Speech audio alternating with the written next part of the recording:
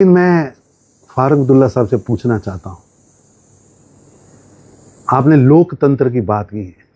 देश जानना चाहता है जब 1,60,000 कश्मीरी पंडितों को कश्मीर से जबरन धमकाकर भय पैदा करके निकाला जा रहा था, आप मुख्यमंत्री थे,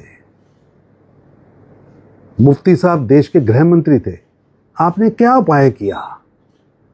तब लोकतंत्र की चिंता आपको नहीं आई, तब मानवता की चिंता नहीं आई, तब आपके मन में कौन सा आपातकाल आया था? और आपने जम्मू कश्मीर के अंदर 1980s से किस तरह लोकतंत्र को कुचला है? कौन बायकॉट की राजनीति करता था? कौन बायकॉट की राजनीति पर सत्ता में पहुंचता था? किसने वोट की ताकत को जनता से छीन कर जबरन मुख्यमंत्री का ताज पहना था? इतिहास गवाह है। फारूक अब्दुल्ला साहब, कई बार दिल करता है कि आईना देखें, आपको ध्यान में आएगा कि लोकतंत्र को दबाने के लिए, लोकतंत्र को कुचलने के लिए आपके नेतृत्व में नेशनल कॉन्फ्रेंस और कांग्रेस ने कितने पाप जम्मू कश्मीर में किए हैं, जिसका भार आने वाली जनरेशन ढो रही है। प्रधानमंत्री मोदी जी ने जम्मू कश्मीर में विश्वास और विकास दोनों पैदा किए। जहां भारी बायकॉट कराते थे, सैकड़ों वोट लोकसभा में पड़ते थे, आज भारी पोलिंग हो रही है। लोगों का विश्वास भारतीय लोकतंत्र, देश के चुनाव योग, देश के संविधान पर लाइनों में खड़े होकर लोग वोट डाल रहे हैं।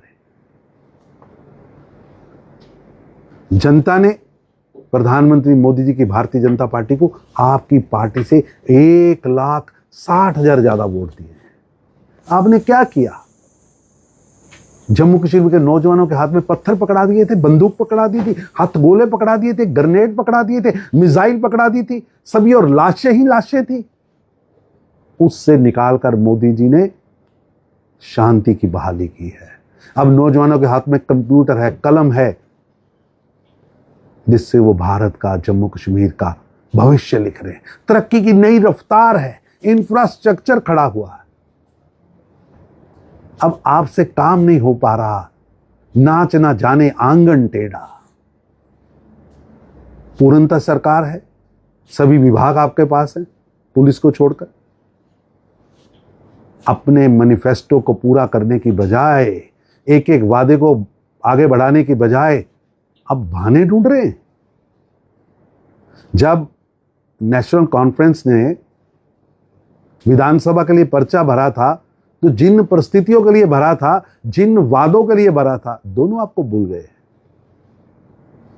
मैं आपको याद कराना चाह रहा हूं, एक बार मैनिफेस्टो पढ़िए, फिर आपको लोकतंत्र समझ आएगा और याद आएगा, ध्यान आएगा कि नेशनल कॉन्फ्रेंस केवल आरोप की और बयानबाजी की राजनीति कर असल मुद्दों से ध्यान बटा रही है। सर, फारूक